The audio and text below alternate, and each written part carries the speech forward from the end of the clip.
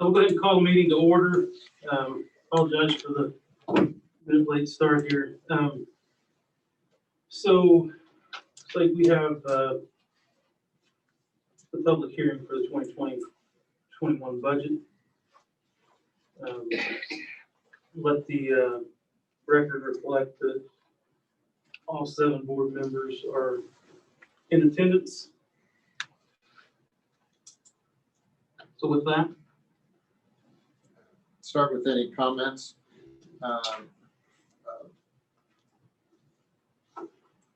Relative to the budget that we would have posted, okay, so persons address the board relative to the 2021, if there was any. 2020-2021 budget. If you wish to make public comments on items relative to the agenda, please place a completed comment card on the podium prior to start the meeting. As a reminder, if there are public comments, the board administration will not be answering questions, and there's a 3-minute time limit. None? Moving on, presentation of the 2020-21 budget. Mr. Pittman, are you, Janice, Janice? Thank you. I did send out in your packets a copy of the published or the proposed budget for 2020-2021. It's staying pretty stable as far as what's been asked for in the past. Pretty basic budget. You guys have any questions about it or any comments or? Any questions of Janice?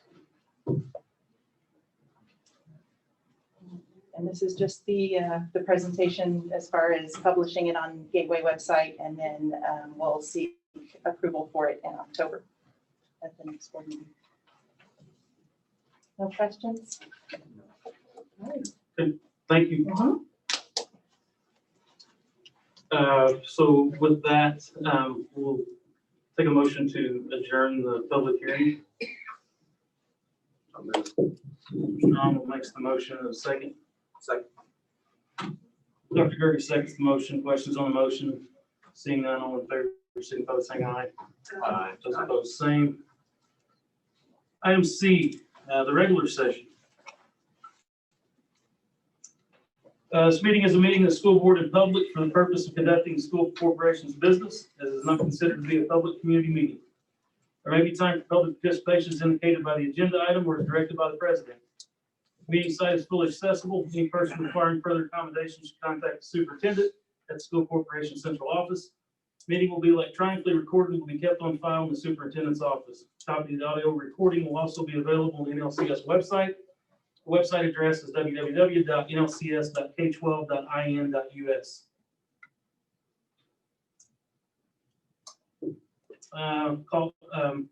Would officially call the meeting to order. Roll call. Once again, all 7 board members are present and accounted for. Rise and uncover, say the pledge. Mr. Arnold, will you please say the pledge?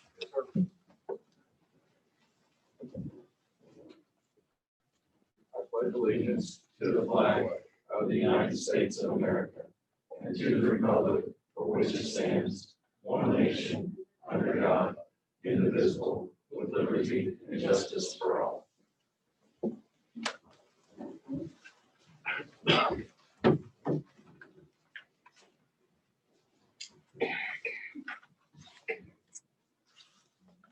Item 3, review for approval minutes from August 20th, 2020, and executive session memorandums from August 20th, 2020, and September 3rd, 2020. Get a motion to approve. Mr. Gilbert makes the motion in a second. Mr. Garrison seconds the motion. Questions on the motion? Seeing none, all in favor, signify by saying aye. Aye. Those opposed, same. Thank you. Item E, person to address the board relative to the agenda. I'll read once again. If you wish to make public comments on items relative to the agenda, please place a completed comment card on the podium prior to the start of the meeting.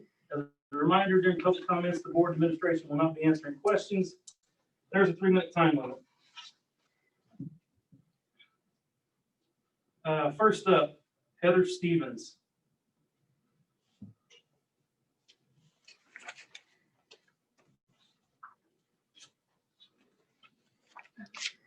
Heather Stevens. I live at 1193 Younger Road. 3 years ago, we started the wrestling club, and the coaches that you had were Roy Bruce and Chad Schultz. It was my husband's club, not my club, and Chad Schultz was the main character in this little event. Set us up and had a child lie and say, I flipped a kid out of the chair.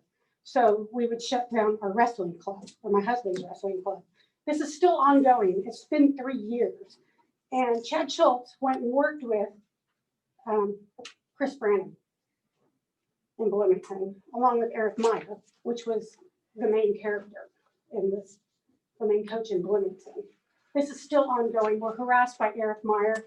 Chad Schultz has worked with Chris Brannon at the Bloomington school. They don't leave us alone. It's been drama ever since it happened. And we finally just shut down the club. So, I mean, you have no idea how traumatic. We can't go to Beat Up anymore. I just want to leave. I want to move to our other house just to have a restart fresh. The athletic director has lied about so many things. And we're going to move to our other house. I just want Reese to be able to leave the whole program and not be penalized so we can just start fresh. So, but we can't wrestle under this new guy. We can't. It's part of it's part of the same group of people. Bruce, Chad, Branham. We can't do it. There's no way. We just can't. And Marie shouldn't be punished for it. So I have another house that is in a different school district. So, and I've already checked with 2 other schools that he can go to. So he's got good grades and he's got a chance to go to Purdue and wrestle. So, and B&L does not support the wrestling program at all. And I really don't believe the new wrestling room is really going to be for the wrestlers. And with the coach you just hired, you're back to the same group of people who did this to a parent to shut down a club. I mean, I don't even understand it. What they did, it's unbelievable. I mean, and none of the coaches were reprimanded for it. They really weren't. They weren't punished for what they did. I mean, what it did to Reese was unbelievable, and to his family. So I just need you to really think about this. So that's really all I have to say. And you need to let Reese go so he's not punished. So that's really all I have to say. Thank you.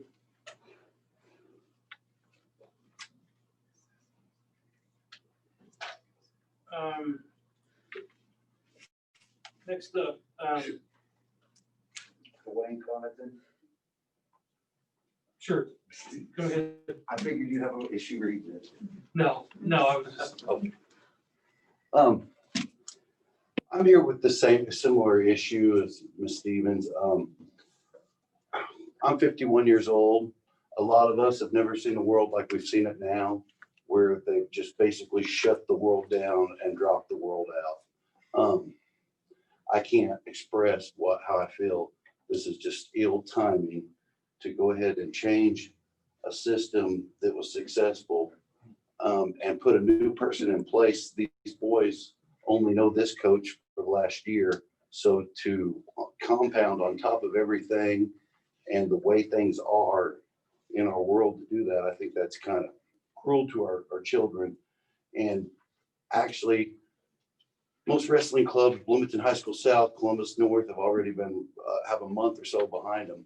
My son, as a sophomore, went to the regionals. He was a regional contender with all 4 other of our boys, and we also had a semi-state contender. So to do that is kind of unheard of. For 2 sophomores to make it to regionals, kind of unheard of.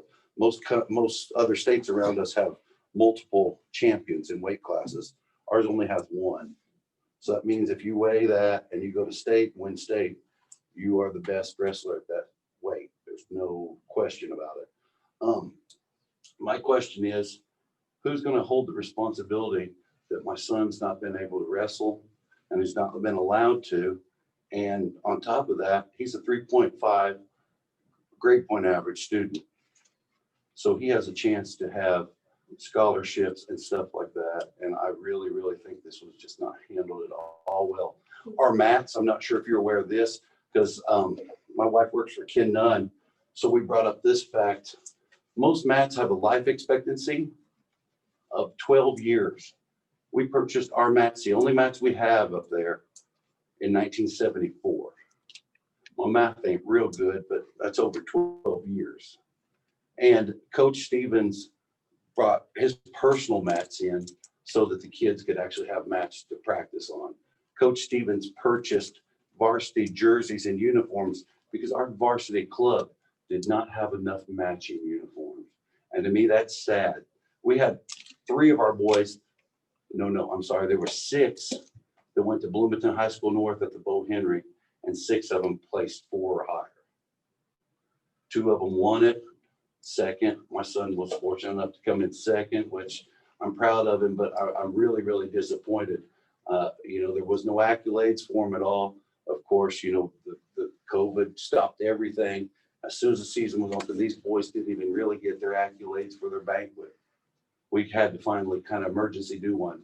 Coach Stevens was instructed to not run a club anymore because of his hiring on as the head coach for the B&L. But of course, Mr. Runyon, Coach Runyon up at Bloomington High School South is not only the club coach, he's also the high school coach. So if we're grooming people come in, and this is nothing against Mr. Branham. I'm sure Mr. Branham with the incoming is great, but I just really think it was unnecessary and meaning to do this to the kids. Coach Stevens even talked about maybe adding a synopsis to the contract to where if there was no season, he would work with you guys on that. So it'd be, because I understand there's a good chance that we might not have one. There's a good chance this could be a whole nother wave coming into this stuff. We don't know what's happening. Nobody knows. But with that, the fact that nobody knows, why would you do that to kids? To me, Mr. Callahan mishandled this whole thing. There was no reason to let go of the coach. The other coach had a winning year. He came in. He actually cared about the boys. He didn't yell at them. He didn't scream at them. It's not his coaching style. I moved down here to Bedford from Bloomington. I grew up in Bloomington. I played football and wrestled at Edgewood, North and South. And I came down here because I wanted to raise my kids down here because this reminded me of what I loved about Bloomington, this community. So, you can take it for what it's worth. I'm just another parent, but I really, really think this was mishandled. And I think it should be reviewed before we move forward. Thank you. Thank you.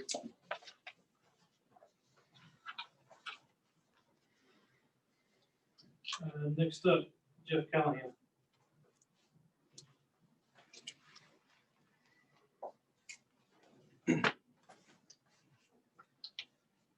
I'll address a few of the things that were just brought up, and then I'll address another issue as well. We have ordered new mats, and they will be in, and that was something that needed to be done, and we're going to work to make things right with the wrestling program. That's for sure. And I think that we're moving in the right direction, and we'll see some good things happen. The other part of the agenda that I wanted to talk about was I know the turf is on there again, and I know that I've been here a few times to discuss that, and it's a great opportunity. And our athletes were able to participate the last couple of weeks on turf fields at Madison and Jennings County, which were first class, and that's what we're hoping to provide here.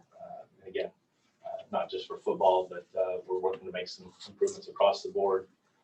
Swimming, wrestling, tennis, a lot of different things. I know that Dr. Mungle and the board has been very supportive of athletics and trying to make some improvements for all of our athletes across the board and trying to bring our facilities up a little closer to our other opponents in the Hoosier Hills Conference and the teams that are on our schedule. Thank you.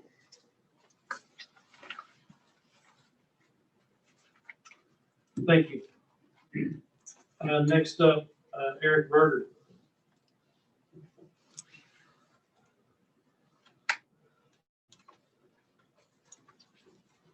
Eric Berger, 17 Woodlawn Village. I'd just like to take a second and thank you for the band staff and our band parents for all the work you've done and looking into the turf field. I know it's taken a lot of time to study all that and take all that information in. And the kids feel just as we do. They asked me to share a thank you note with you tonight. They're at practice right now, and I'll be joining them shortly for the performance part of the football game. If I give this to you, Mr. Todd? Sure.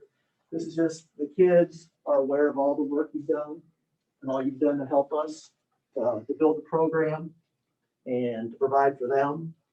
And they're just really excited about the possibilities. But thanks again for all your help, and have a great evening.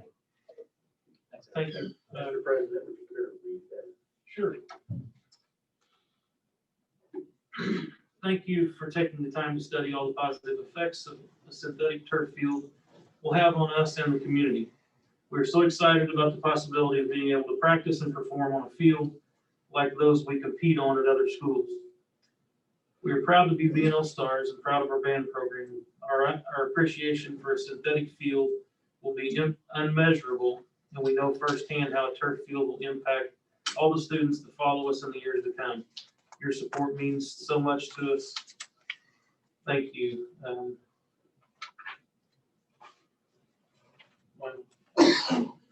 Several pages worth of band students. So thank you, Mr. Berger, and please share that with the we appreciate it. Well, thank you.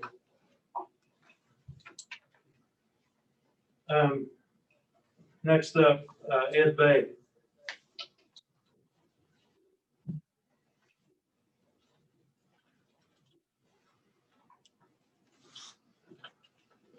Thank you for allowing me to address you. I appreciate it. I'm Ed Bay from Bedford. No address is necessary.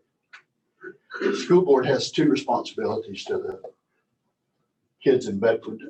First, it's to educate them. And second, to the taxpayers in Bedford, you have a responsibility to do it in a fiscally responsible manner.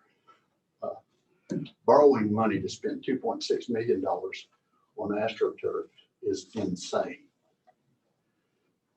It's opposed by the majority of taxpayers. You parade Mr. Mungle up here to tell everybody how wonderful it is.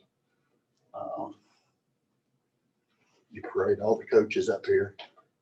Mr. Callahan comes up here and tells you guys that he talked to the athletic directors in other places and it was financed with borrowed money there as well. When I called those other places, Mr. Callahan couldn't tell me the name of a single person he talked to.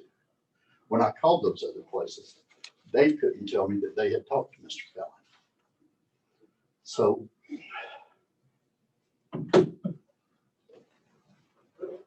it's distressing that you'd even consider it. When this project started early on, you said you were going to spend $2.6 million at BNL on AstroTurf and other items.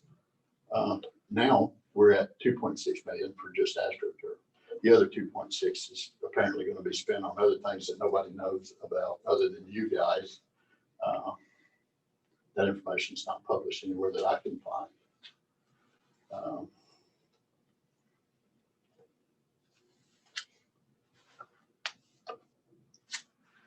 On September 3rd, you all had an executive session and you met with Mott's group, I guess, here, as well as Mr. Callahan, to discuss AstroTurf. And yet the Board of Trustees executive sessions memorandum says that you didn't meet with anyone else. And that's published on today's North Lawrence Community Schools website. I continue to be opposed to it. AstroTurf will not make B&L's losing sports programs winners. Believing that it will is just a fantasy. We need to focus on educating our kids, making our schools better than a C- school system. If we had as many math teachers and English teachers as we have coaches, we might be able to do that. Thanks.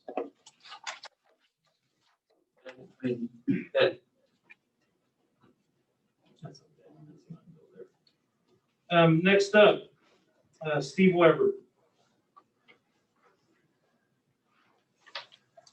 Hello, Steve Weber, football coach, and wow, I got like 70 kids in my program that are far from the losers. Awesome kids, work hard every day, and more than that. So great kids are all to be proud of. Real excited to be talking about the potential of this coming on. First off, the band director, great dude. I don't know if you guys know how band guys and football guys are. It's always, fisticuffs. He comes out and actually talks football with us, so he's a good guy. And that band's always marching in the same spot on the football field. Always marching in the same spot. You walk out there and there's ruts, and it's horrible. Not these guys, that's pretty good. This turf field will help that out. These guys do all their stuff on concrete on top. That can't be good for them. So good dude. Again, we've played several games. Most of our games are on turf field. And I don't know the whole ins and outs of all the studies. You're going to find some studies say it's good, some studies say it's bad as far as injury. But the studies I've looked at and referenced, the injuries, the rates are decreased, especially concussion, things like that. And that's something that's on everybody's minds at this time. The kids, oh my gosh, when they step onto a turf field, eyes light up the way they play. It's awesome for them. And talking with Jennings County and Madison coaches, they said right off the bat, it brought out 20 plus kids in numbers just because of the improvement in the facilities. And I think that's awesome. That's something we need to have for a 5A school. Our numbers could go up quite a bit in the football. It's a source of pride for the kids, the community, and not just athletes. It's like I said, the band students, the PE students. These are all things that we can go out and use. We do a lot of camps up there. And sometimes these camps we spend a lot of money on, and you're sweating it, by gosh, because it might rain. And now, with the turf field, you can get out there and you can practice. And I just think it's wonderful that you guys are considering the upgrade. And not just for football, like I said, it's for all the athletes, the upgrade in the sports facilities up there. It's outstanding for them because they, for me, school is the important reason why you're there. But to me, it's more than just pencils and papers and math and English. And to me, it's the whole thing, the football, the baseball, the basketball, the clubs. It's everything that makes that student a well-rounded person, not just one. And I think that we need to do a good job in providing that the best we can for those kids. So I just want to say thank you. It's completely awesome. I think you're going to see a payoff with numbers and people staying with the program going through. Those young guys, when you see them walk on the field to play a game out there or camp on turf field, how big the guys get, that's not a look of a loser to me. It's a great kid. So again, thank you for all your stuff. Thank you, Coach. That is all that we have, Andrew. Okay, moving on. Item F, claims and payroll. Mrs. Brown. Back again. This time I am seeking approval for claims and payroll since our last board meeting. We have a grand total of $5,083,344.29 to approve. Okay, motion to approve. So Gillespie makes the motion in a second. Second. Dr. Derby seconds the motion. Questions on the motion? Seeing none, all in favor, signify by saying aye. Aye. Those opposed, same. Thank you. Thank you. Item G, curriculum, Mrs. Dayton. Just an update, we have continued to build more routines in the classroom as we've been in school, both virtually and in person. Our teachers continue in person and virtually to work with new curriculum and just teach into those routines. And we're excited that we've been able to be in school this long, and we've worked out our kinks and worked on procedures as students may need to quarantine or be home due to symptoms.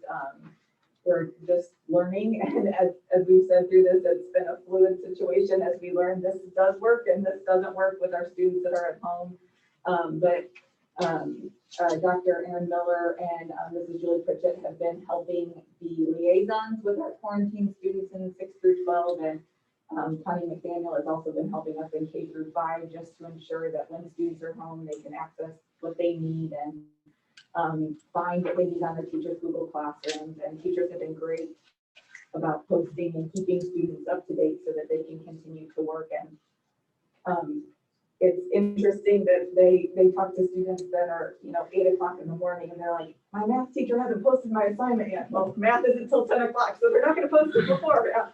So we're excited that even though the circumstances may require students to be home for whatever reason, they are still wanting to keep up on their work and keep up them in that way. And our virtual students, our elementary and middle school students that are virtual, we will be reaching out to in the next week, because we know at the 9 weeks, we'll give them the opportunity to come back in person if that's what they choose. So our elementary and middle school students will receive a survey from Mr. Schlegel or their virtual teacher. And then high school has that opportunity at trimester. So they're continuing to meet with students and grade work and have that communication. And I was talking with a virtual teacher this afternoon, and she's like, it's amazing how well I know my students, even just through a Google Meet and talking to them, just that they really still have that opportunity to get to know their students. One other piece that we had a meeting today that we were awarded that I just wanted to share. We were a part of an application with CEL and the University of Indianapolis for the governor's, here is what we keep calling it, but it's the Governor's Emergency Education Relief Fund. And we applied with 23 districts as part of our rural early college group, and then also with our service centers. And we were, as part of that, the grant was awarded to our team. And then as part of that, we will receive $191,000 for connectivity. And so that's devices, hotspots, different hardware for our students. So it can also be backdated. So some of the things we've had to buy during the pandemic, we can use some of those funds to pay for that, so we can free up other funds for other needs that we have developed. So we were really excited about that. In addition, we are also awarded some money, or the group was awarded money for professional development that they hold over the summer for teacher leaders, administrators, and even our counselors and social workers on social emotional learning. So we're excited to be a part of that group and to receive that award. So, would you also like to share that we're presenting it with ROI? oh yeah, There's more. there's more. So we have, we wrote a Ready Communities grant. We wrote first, we had to start with a letter to an intent to apply. And then they asked a certain number of grantees to come back, and then we were invited to apply.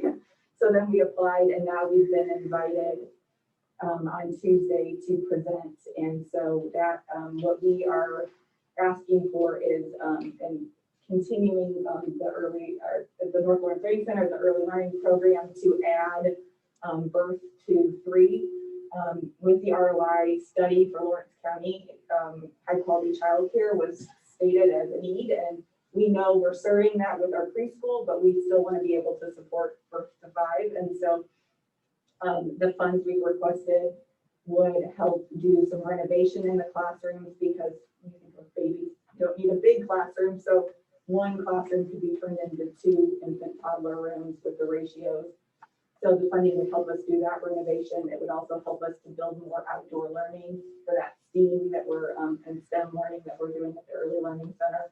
And in addition, we requested funds to help not only in conjunction with Mrs. Phelps' program with the early childhood, but also to offer a a collaborative program even for our support staff to earn their CBAs, so their licensing to just continue to grow our community and help us have qualified certificate employees at our early learning center. So we are doing that on Tuesday through virtually presenting through Zoom. So we should find out pretty quickly, and then those funds would be available immediately through next year. And the possible amount. $250,000 is what we've requested, so. It's great. Maggie, I did have one question. I was asked by a couple of parents, their kids aren't quarantined yet. I should have said yeah. Their kids have not been quarantined, but they did ask me, they were concerned because they had heard that there were, several missed days before they could actually start picking up their lessons online and is there a process and So is that process clearly spelled out to students when they are quarantined so that they know as soon as you get quarantined for the 14 days or however long it is, this is what you do to start your learning immediately? Yes, so that's something we learned in this fluid situation. I actually created a video yesterday that we are sharing first. The high school is sharing it advisory and middle school to the kids, and then we're going to share on social media as well so parents can see. Initially, we just had a form that we gave to the nurses that they would send home with students if they were being sent home, but then we realized some of our quarantine students, they might not go through the nurse's office to go home. So we realized we just need to tell everybody what our procedure is. So hopefully not, but if it should happen, then everybody kind of knows. So that is coming. We learned that we can't just focus. Initially at the beginning too, we were waiting because some students, by the time they got home, their doctor had released them and they were already back. But now we are seeing students home longer. So actually at our last principals meeting, we let principals know at the elementary level, especially because those students don't have devices, that if students go home for any reason related to COVID, it might not be COVID, but if they go home for a fever that would allow them to be home for multiple days, they should send them home with their Chromebooks, their materials. Our middle school students already go home with those things every night, but initially we were waiting because some students were just coming back so quickly, but now that it's taking longer, maybe for doctors to clear students, if it's not COVID related, we want to be sure they can work from day one. So yes, that is an update that we have, and we're working on guidance, and then we'll push out on social media so all parents can know what will happen should the need arise for their student to have to quarantine. We put that on our webpage as well. Thank you. Thank you. I think that's a good question. Any other questions for Maggie? Thank you. Item H, personnel, Mrs. Lindsay. Thank you. First of all, I'd like to ask that we be able to create and fill a position for reading language arts virtual instructor prior to the October 22nd, 2024 meeting. We have the need for that position. It's a new position. Can I get a motion to approve? Dr. Gerges makes the motion in a second. Let's call your seconds the motion. Questions on the motion? Seeing none, all in favor, signify by saying aye. Aye. Those opposed, same. Thank you. Thank you. New hires for certified, we have Kathy Aldridge at Olytic, Deborah Asbell, BNL, Rebecca Dever at the Career Center, Alexandria Huddleston will be a BNL temporary counselor, and James Tritle, Parkview instructor. I bring those to you for your approval. Your motion to approve. Mr. Gillespie makes the motion in a second. Second. Mr. Ryan seconds the motion. Questions on the motion? Seeing none, all in favor, signify by saying aye. Aye. Those opposed, same. Thank you. Thank you.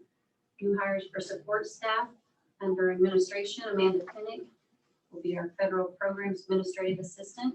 Under instructional, Julie Godsey as Parkview instructional assistant, Brianna Ginn, Olytic instructional assistant, Amanda Larson, BNL health aide.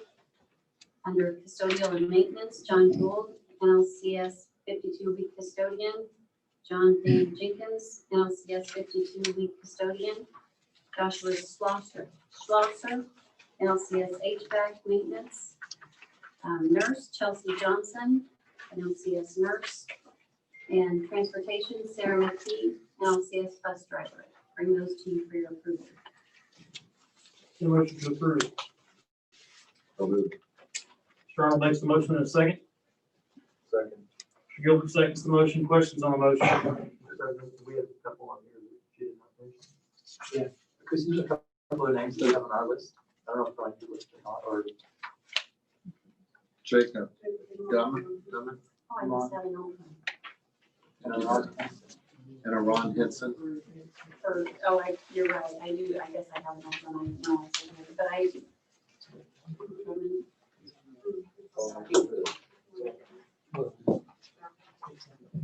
And we did add some late custodial people this afternoon.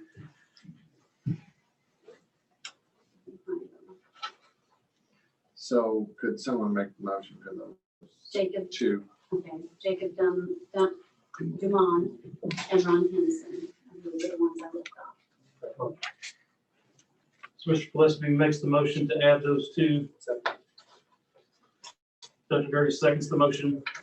Questions on the motion? Did we vote on the first one? Now we're going back to the question. Oh, okay. Adding those two. Questions on the motion? Seeing none, all in favor, signify by saying aye. Aye.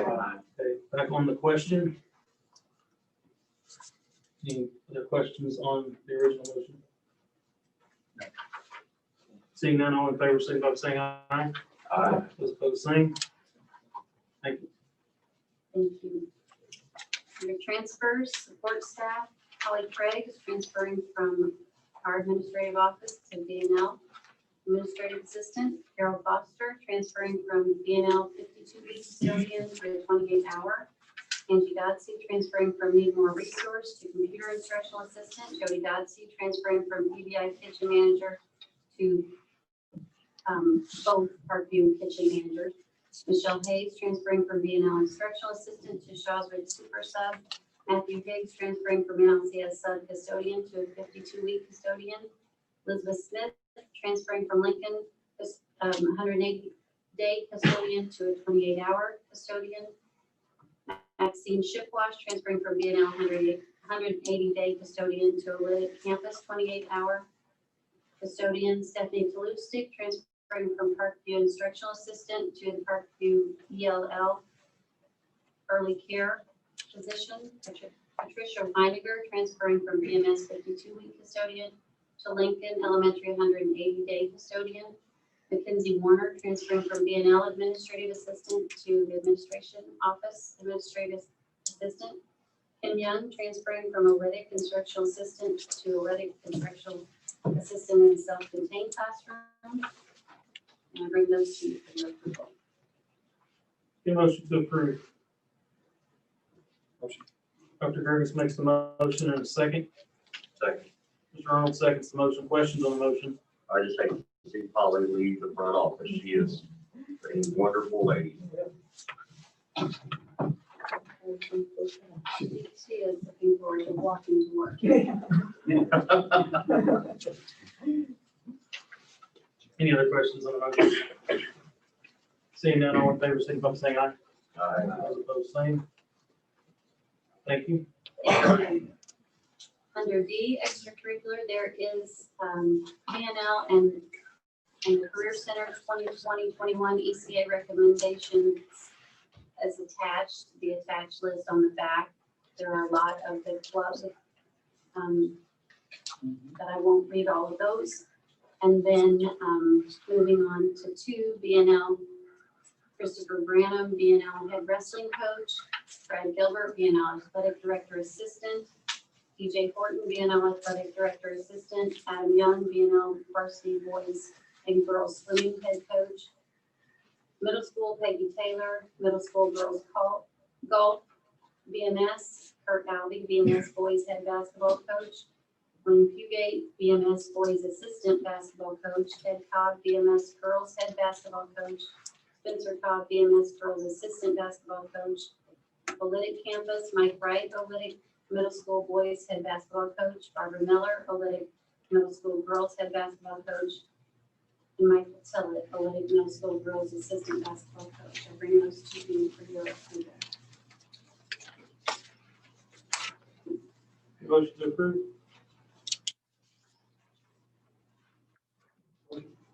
Gillespie makes the motion in a second. Second. Gilbert seconds the motion. Questions on the motion? Seeing none, all in favor, signify by saying aye. Those opposed, same.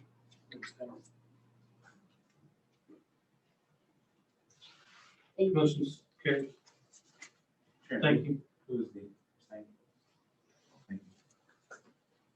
And resignations, certified Troy Lebowski resigning as the first year criminal justice instructor. Under support, we have Lori Jones resigning as BMI special ed instructional assistant, Tiana Inman resigning as a BNL dance coach, Marty Leonard resigning as a instructional assistant, Cheryl Littell resigning as Needmore instructional assistant, Kristen New resigning as Parkview instructional assistant, Roger Stallings resigning as NLCS custodian, Peggy Storms resigning as BNL instructional assistant, Jesse Sturgeon resigning as Shawswick instructional assistant, Brady Wilson resigning as NLCS field maintenance. And those are informational items. ECA resignations, Sarah Conover resigning as Parkview Robotics, Ashley Kimmel resigning as Olynyk co-yearbook sponsor. And under support, Amy Nykerk is resigning as Olynyk co-yearbook sponsor. Also informational items, retirement, support. Hannah Mosier is retiring as NLC custodian. And one medical, Darren Slate has requested medical leave from August 10th through September 22nd.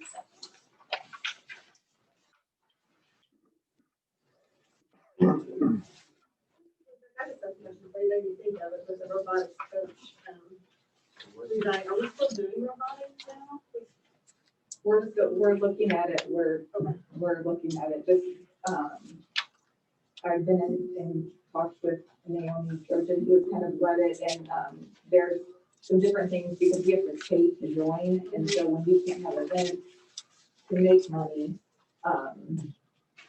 then paying to join, so we're still, we're talking about what we can do that could be safe, but maybe not hold events, so. Will they be having events, like Well, it would be dependent on schools that want to, the robotic. The robotics is Group. primarily independent. There's no like Yeah. kind of governing group. I know like Mathball, Spellball has come out and they've postponed it. So I think a lot of it, we're just kind of evaluating. Because each school can host their own, like schools can host their own events that lead to that, but they don't want to say, like, you can't do it, but you have to do the thing, so. So the schools that already have like the equipment, can they still have the robotics club? And that's, yeah, practicing, or- that's what we're, and there's, new, what is it called? I can't think of the word, but, like quests or things that, like, they can get the new problem still and still practice that this year. Right. But just not compete, and we just have to figure out which direction, then save our money for next year, so that, yeah. Very good question. I think Yeah. it's something we're Yeah. trying to figure out. To be honest, you know, on how much we can or can't do. I think our biggest concern with all of our clubs is the social distancing that comes in, and then, you know, when it impacts contact tracing, you know, when we have that, and I think, you know, I think it'd be difficult having the big competition, like, I mean, yeah, there's so many kids that come and it's, yeah, but just to have the clubs within their schools, you know, the school that's, you know, doing the new project.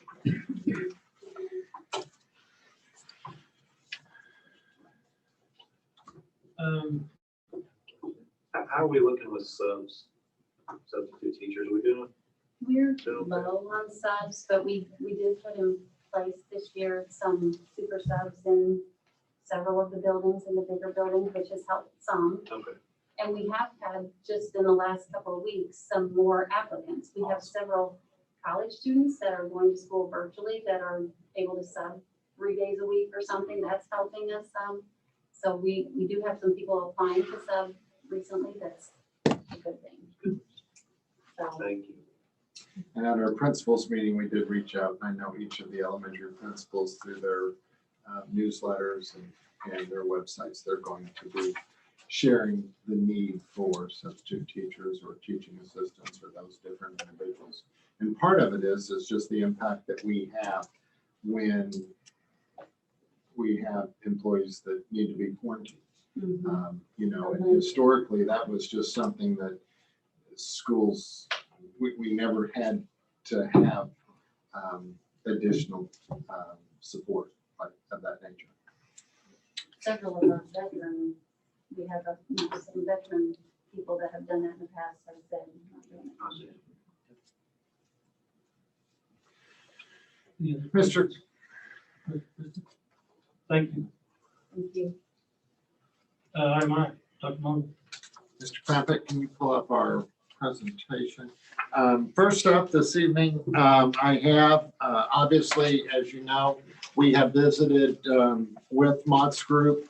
And I think we did have the opportunity. I know some of the board members, Mr. Callahan, myself, the opportunity to visit with the superintendent and athletic directors, building principals from Jennings County, Madison, and other schools. And I think those were great opportunities the last 2 weeks. I just want to share a little bit, I think what I feel is the highlights.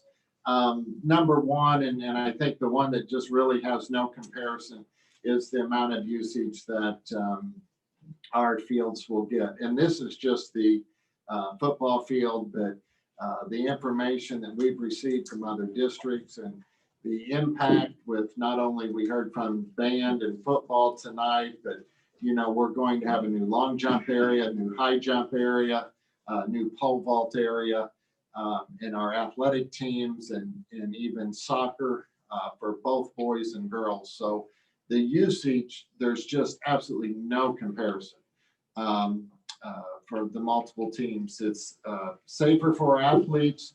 Obviously, as like Madison had installed, they have the ProPad system underneath their field, which is an added benefit, not only to lengthen the life of the turf, but yet most importantly, I think in this day and age, protect our student athletes.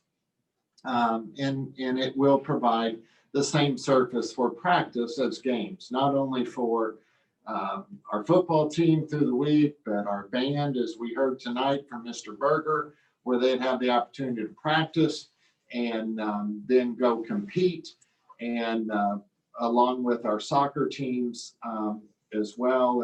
And I think even the opportunity for sprints and lots of different things with the track program. You know, we do know that there's cost savings. We haven't talked a lot in looking at those areas.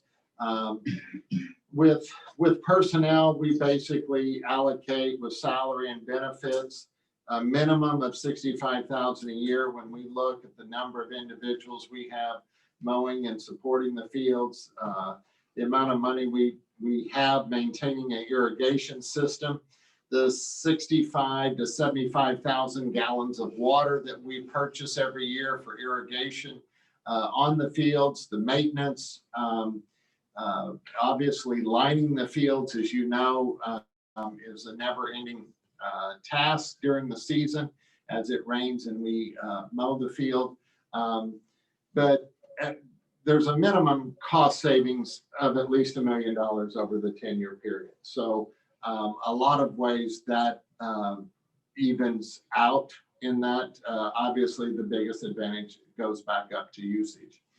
It does give, I think, not only our programs, historically, the band for many years hosted competitions here, and that was an avenue that provided our band revenue of about $15,000 to $17,000 by hosting the event, by being able to sell the concession stands over the period during those days. And historically, that was money that our band would receive and have every year. I think there's other opportunities there for the community. if we talk about the youth football league with the community, or just other opportunities that it provides the community. The next slide, I think we did obviously tour the facilities and engaged. I think very recommend the relationship that they had with Mott's Group, and you can see here the number of fields that they have installed, and several of these fields, they're going back and installing for a second time for the school corporation. So that also told me that it went well the first time if they were having them come back and install a field a second time. So what I am recommending, we are obviously continuing to gather information, but I would like the board's approval to, with the intent to hire Mott's Group to complete synthetic turf projects at BNL and not to exceed the 2.6 million. Our estimate at this time, before where we're at, as we continue to take more bids and more prices, and I think we did have with the geographical study on the softball field, they did find some stone that they will continue to come back and investigate this week. But we're looking at in that 2.3 million range. But those are meetings that we will be involved in. And I think each of those line items, and I know a couple of the board members have engaged in those conversations and appreciate that input and dialogue. And so I would like to get the approval tonight to go ahead with the project at BNL. And then as far as the other part of our fund or bond that we bonded, we're going to go through that process with the other 2.6 million on the elementaries. We do have a roofing project tonight that I'll be following up that will come out of the other 2.6. But it's a separation, so it's not to exceed, just like we had advertised. Entertain a motion to approve Mott's Group to complete synthetic turf projects not to exceed 2.6 million. The motion to approve. Mr. Gilbert makes the motion, and a second. Second. Mr. Arnold seconds the motion. Questions on the motion? So we talked earlier, Tom, that if some of these line items come in under, or they're more competitive, is that the actual value, the price could be lower than 2.3 million, correct? Correct. Okay. Correct. I think a lot, working with, evaluating the amount of stone and just different things and what is needed. We're about 50% through the drawings. So that cap. Yes. And as other things come in, they cannot exceed that cap, but we can still find ways of saving or in bidding process, trying to get the price down to less if possible. Yes. It's also, I think we should point out that Mott's will be engaging local contractors to do some of like the dirt work. There's a lot of dirt work to be done. Local contractors will have the opportunity to bid on that. So there will be some local people involved in this. And so there might be even some more cost savings because of them, doing the work rather than someone Mott's Group uses. Absolutely. And they've even requested, and I think, want names from us. And I think even some of the different quarries and opportunities for stone or concrete, hauling, grading, things of that nature. Are there any other projects at BNL that need to be done? So I know we allocated half and half to BNL and elementary. The other projects, the one we are working on, well, there's several that we've kind of addressed. One, I know the lighting in the student parking lot. We found out 2 of the lights that were out were actually lights that Duke Energy provides. So we have contacted them. They're getting those repaired, and we're actually have requested to increase the wattage on the 4 poles that are closest to Stars Boulevard. We're also, looking at that exterior lighting. We have done some upgrades to the swimming pool area is one. I know we've made a replacement, and these are just some other items that we were looking at. I think a little bit for insurance purposes and a little bit for the need, it was time to replace our diving board. I know we were looking at changing over the swimming pool to a salt generated system. I know the city did that a few years ago, and I think anything that is operated 365 days a year. So we're making those types of improvements. We did get some estimates on seal coating the cracks and different things out on the tennis courts. Obviously it's season now. As far as the security and cameras, we've completed the camera project at the high school. About $135,000 was made to upgrade the interior and exterior cameras at the high school. We do have the keypad system through our safety coordinator, Mr. Underwood. We've reached out with the sheriff and the police department as far as providing key fobs and different things. And we've started that dialogue where dispatch will have access to those things. So we're continuing to address, I think the one area that Mr. Zalman and even Mr. Ritter had brought up, the EFS, as you enter, the EFS is the exterior finish on what I would call the performing arts, the pack where the band and the choir rooms are. If you can tell, that needs to be resealed. It just needs to be resurfaced. We're getting some moisture wicking through there, and those are some prices that we are getting. We had had some prices historically from Tracy Morin, and but we're looking at getting that. So that is kind of a little bit on the high school campus of where we're at this time. And it's going to be like next year, Now, all those kind of things been assessed. yeah. Fortunately, our roof at the BNL, we had some insurance, and it was probably, I can't speak, Mr. Ritter's not here, but I know a couple of you are shaking your heads. I think it is our newest roof. And actually, the entire campus was re-roofed. And I'm gonna say it's just about 3 years, 3 or 4, somewhere around there. But very good.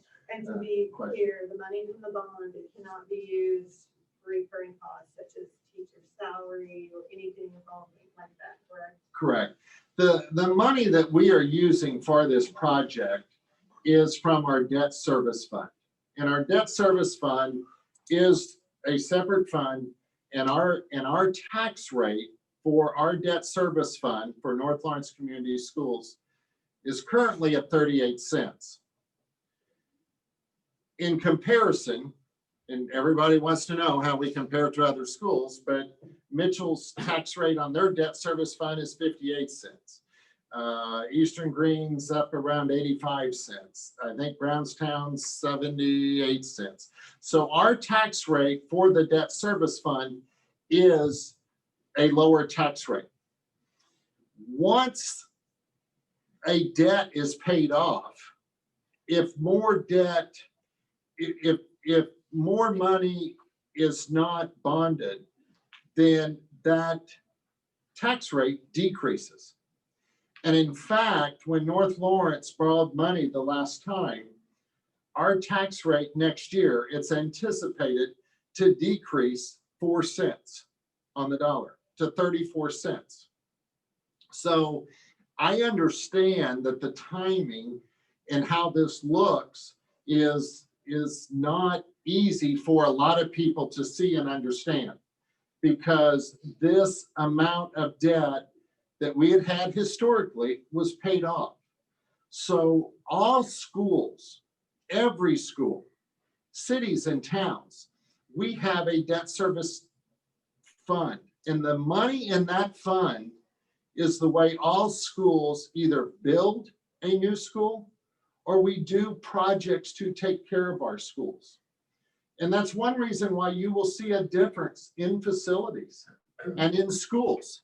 The investment that some communities across Indiana make, it is evident with the amount of local tax revenue that they pass and they put into their schools. We have some counties where it is a very strong competition on facilities and what they look like.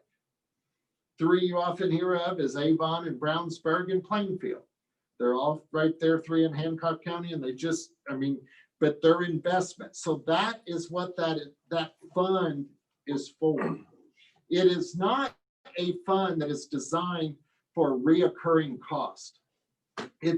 And the reason a school goes and borrows or bonds more money than just what their payment is that year is the same reason that all of us go to the bank at times if we borrow money for a car or a home. We borrow that money. We were extremely fortunate. I don't think historically North Lawrence Schools has ever borrowed money at a 1.4% interest rate. That obviously, just like at home, saves us money in the future.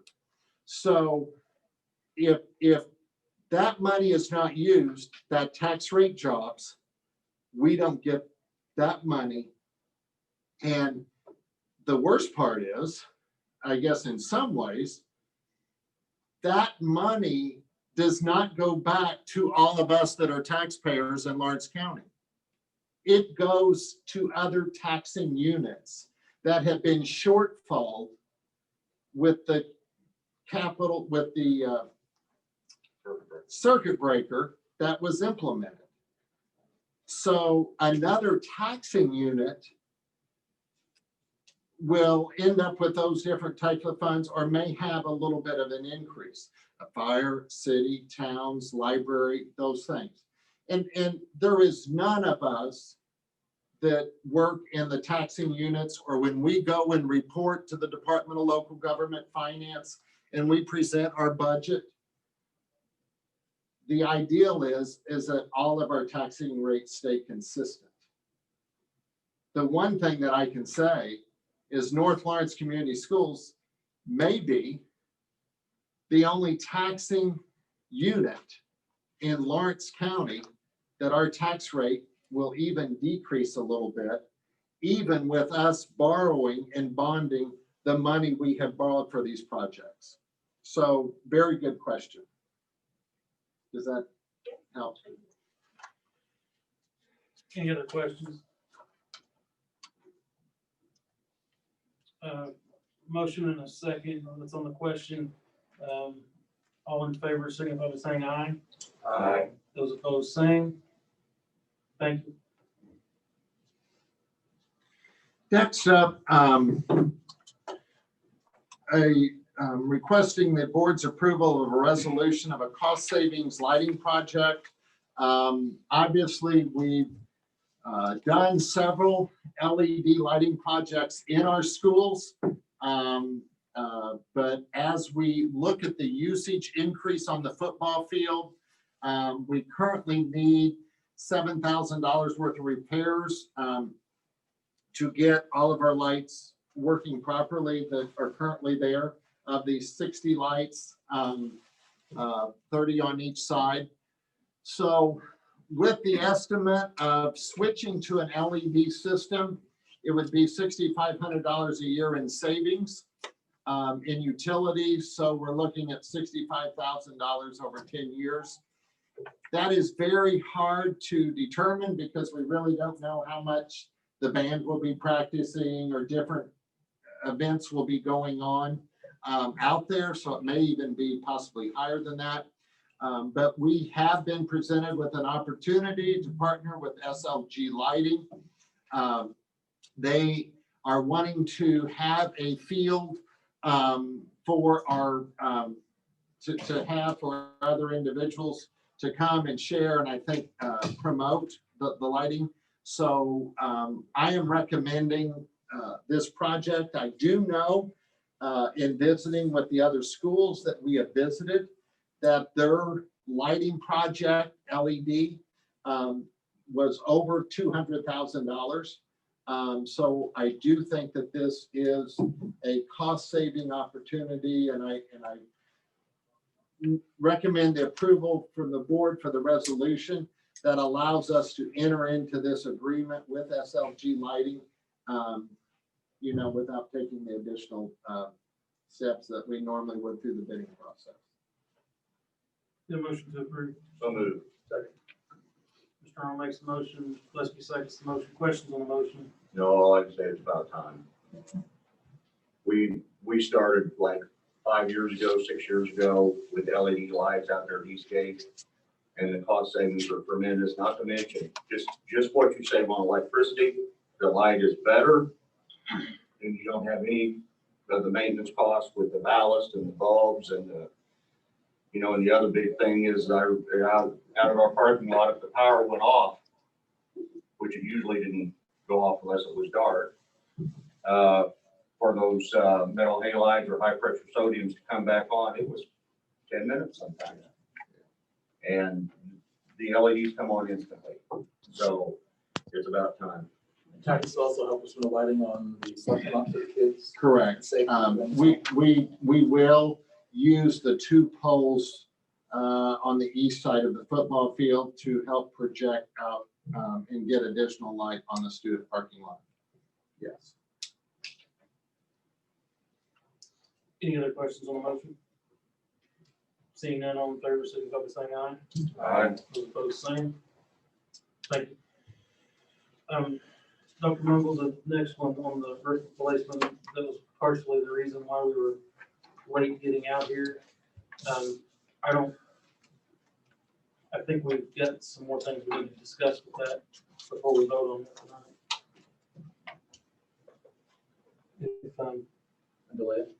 If we can table that till the next meeting.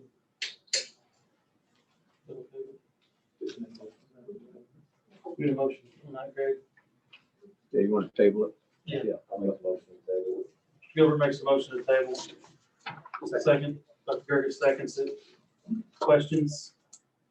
The only thing I don't know, and I haven't looked, and I assume, I didn't look at the doc, I don't know how good, long the bid is good. I don't know either. That's why I think we need to, in the spirit of time, running out of time, I don't feel comfortable with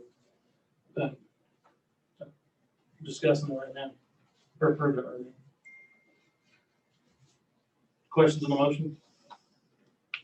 Seeing none, all in favor, signify by saying aye. Aye. Those opposed, same.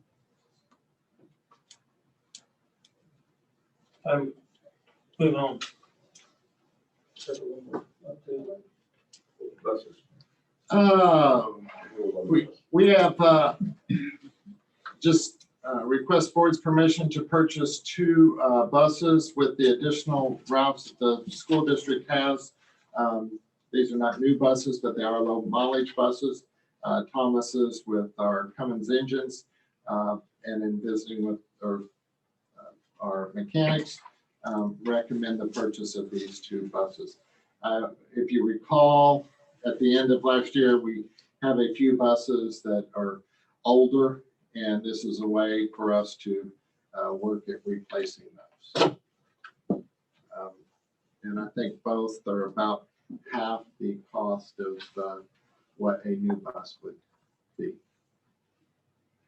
Motion to approve. Second. I think that was Mr. George that made the motion, Mr. Arnold seconded it. Dr. Gertis made the motion, Mr. Arnold seconded. Do my best. Thanks. Questions on the motion? Seeing none, all in favor, signify by saying aye.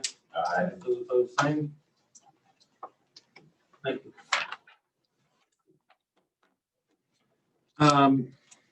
Just we will have the opportunity, some of you may have heard, the state along with the federal USDA waiver program, all North Lawrence Community School students, whether free or reduced, starting October 1st, will receive a free lunch or breakfast each day for those that are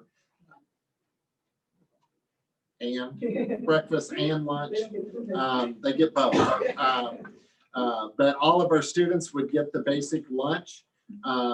We are grateful for the program. It's an opportunity with us not being in school, March, April, May, to get the money to the students, which in returns gets it back to the schools, because we did see an impact of about 230,000 loss in funding during that time period. So it's a win-win. We're very excited, and we're going to offer that. We may need to make a little bit of adjustments with our food service personnel. You know, we'll see how that goes, because we obviously know we'll be serving more meals. So, but it is a basic meal. So just need board's approval to participate in that program. Your motion approved? Motion. Dr. Curtis makes the motion in a second. Second. Mr. Arnold seconds the motion. Questions on the motion? Okay, I got a question. Go ahead. I'm not sure you can answer this. So like, I know that my daughter in middle school, they divide the kids based on, like, if the kids bring their lunch, they can sit in one area. Is that correct? If they can, and if they buy school lunch, they sit in another area. I can tell you for a fact, my daughter brings her lunch because she wants to sit with her friends in the gym, I think it is. Is that correct? Okay, so what's going to happen? Because what's going to obviously happen, I suspect more kids are going to go in and get their lunch. And at the high school, I don't think it's the same, correct? They're assigned seating. Yeah. So when I go home tonight, my 13-year-old says, "But Dad, I want to sit with my friends." What kind of impact? I mean, this may not even be a question for the two of them. It's really a Mr. Calhoun, and I think, you know, we're not going to start until October 1st, and I think with, you know, Mrs. Green and the principals are going to have that dialogue. So just so you know, I will have to have a concrete answer Okay. by October 1st. My daughter. Because she's a lawyer inside, it's, you know, the process of blossoming. So. And she probably won't like A through L here and M through C. No, I'm gonna need something that allows her to sit with her friends. My guess is they're gonna provide that food both places. That's what we do at the high school. Gotcha.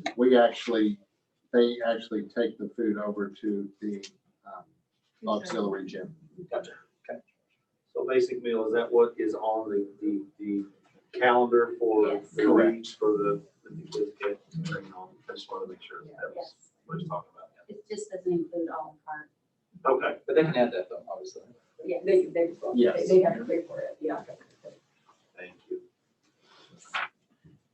And last up, just We have to Any other questions on the motion? Seeing none, all in favor, signify by saying aye. Aye. Those opposed, same. Now you can go. okay. Last up, just board's permission to reappoint Kelly Storms to the Bedford Public Library Board of Directors. She's currently on that board, and she like. Gillespie makes the motion. Mr. Garrison seconds the motion. Questions on the motion? Seeing none, all in favor, signify by saying aye. Aye. Those opposed, same.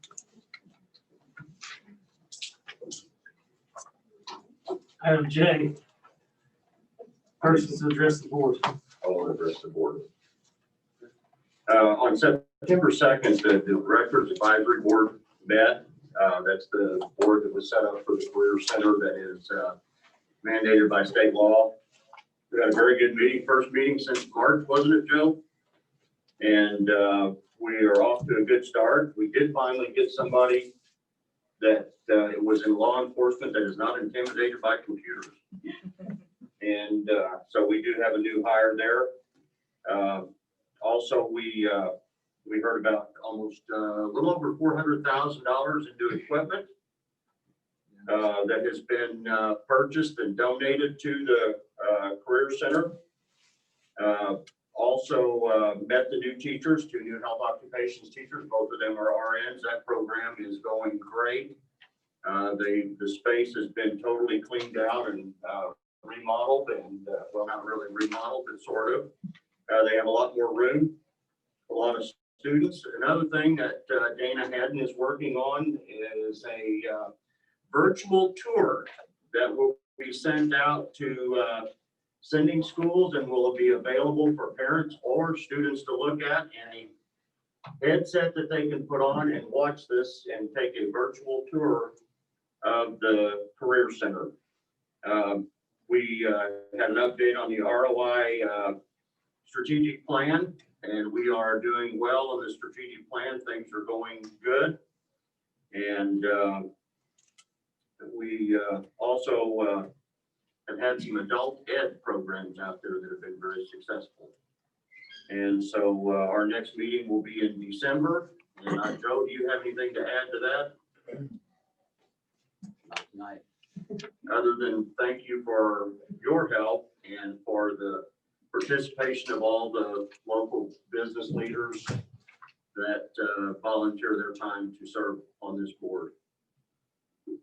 That's all. Thank you, Mr. Arnold. Any other persons to address the board? Seeing none, closing business, upcoming meetings. There will be an executive session Thursday, October 1st, 2020, 5:15 at the NLCS Administration Building. There will be an executive session at the NLCS School and an NLCS School Board open session. Executive session 5:15, school board open session 6:30 on Thursday, October 22nd, 2020 at the NLCS Administration Building. With that, I'll take a motion to adjourn. Dr. Hibbs makes the motion in a second. Second. Mr. Arnold seconds the motion. Questions on the motion? Seeing none, all in favor, signify by saying aye. Aye. Those opposed, same. Thank you all for coming.